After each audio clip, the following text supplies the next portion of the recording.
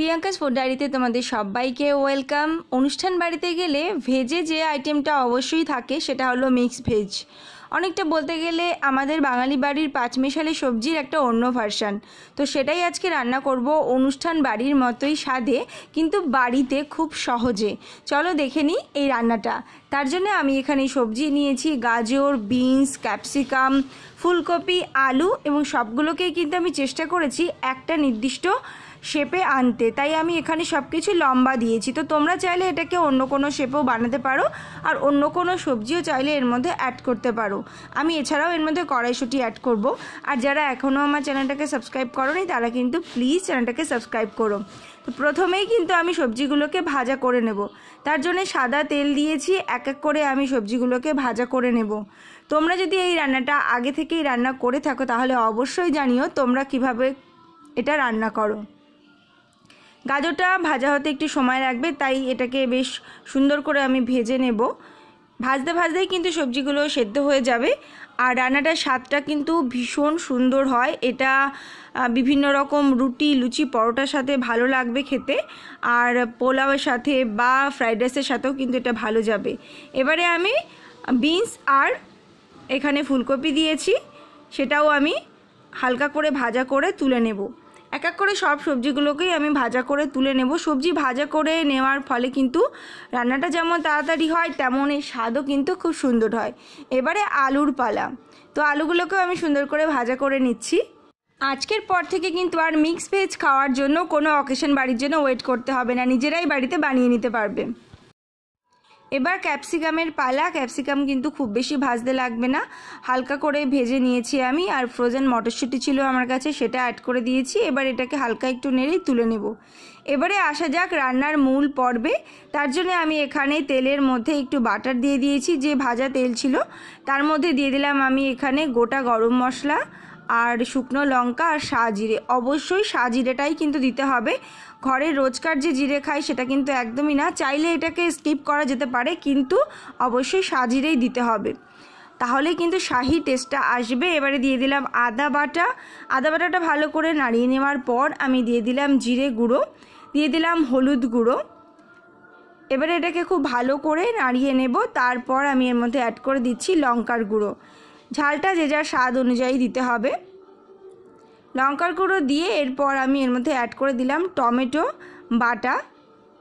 এখানে একটা বড় সাইজের টমেটো আমি বেটে নিয়েছিলাম, তো সেটাকে অ্যাড করে দেব এবং খুব ভালো করে মশলাটা কষিয়ে নেব বেশ কিছুক্ষণ সময় ধরে। কারণ টমেটো দেওয়ার ফলে কিন্তু এর থেকে অনেকটা জল বেরোবে, তাই মশলাটা কিন্তু অবশ্যই কষিয়ে নিতে হবে খুব সুন্দর করে। কিছু কিছু টিপস কিন্তু ফলো করলে রান্নাগুলো ভীষণ সুন্দর হয়, আশা করি তোমরা সবাই জানো এটা। তো কষানোর পরে আমি এবার অ্যাড করে দিলাম ফ্যাটানো টক দই। 2 চামচ টক দই দিয়েছি, খুব বেশি দেব না, কারণ অলরেডি আমি এখানে টমেটো ব্যবহার করেছি। আর টক দই দেওয়ার পর তো খুব ভালো করে এটা নাড়াতে হবে, এতদিনে আমরা সবাই জেনে গেছি।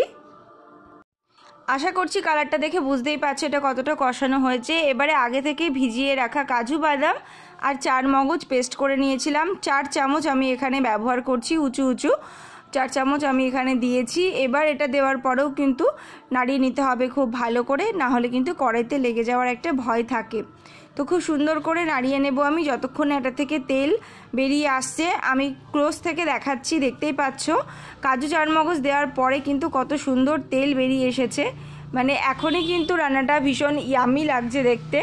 তো এরপরে তো আরও স্টেপ বাকি রয়েছে, যেগুলো ফলো করলে কিন্তু সুন্দর রান্না হবে। আর এই দেখো আমি দেখাচ্ছি যে কতটা তেল গড়িয়ে আসছে। তো এরপর কিন্তু আমি এর মধ্যে ভেজে রাখা সবজিগুলোকে অ্যাড করে দেব। খুব ভালো করে কিন্তু এই রান্নাটা কষিয়ে কষিয়ে করতে হবে। আর এটা সম্পূর্ণ নিরামিষ রান্না, যে কোনো দিন তোমরা করতে পারো, বাড়িতে যে কোনো অনুষ্ঠানে এটা তোমরা করতেই পারো। এবং করে দেখলে অবশ্যই আমাকে কমেন্ট করে জানাতে ভুলো না কিন্তু যে তোমাদের এটা কেমন লাগলো।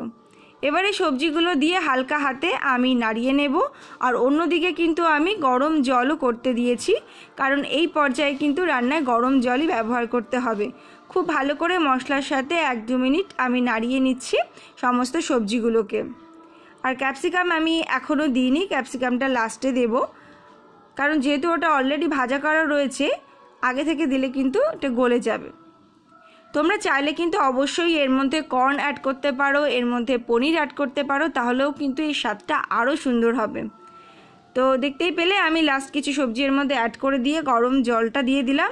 এবারে ঢাকা দিয়ে এটাকে রান্না করার পালা। দিয়ে দিলাম নুন, চিনি দিয়ে দেব, আর দিয়ে এটাকে খুব সুন্দর করে নাড়িয়ে নেবো। এটা অবশ্যই কিন্তু একটু মিষ্টি মিষ্টি খেতে হবে, মিষ্টি মিষ্টি খেতেই ভালো লাগে। তবে যারা মিষ্টি পছন্দ করে না তারা পরিমাণে খুব অল্প চিনি দিলেও কিন্তু হবে।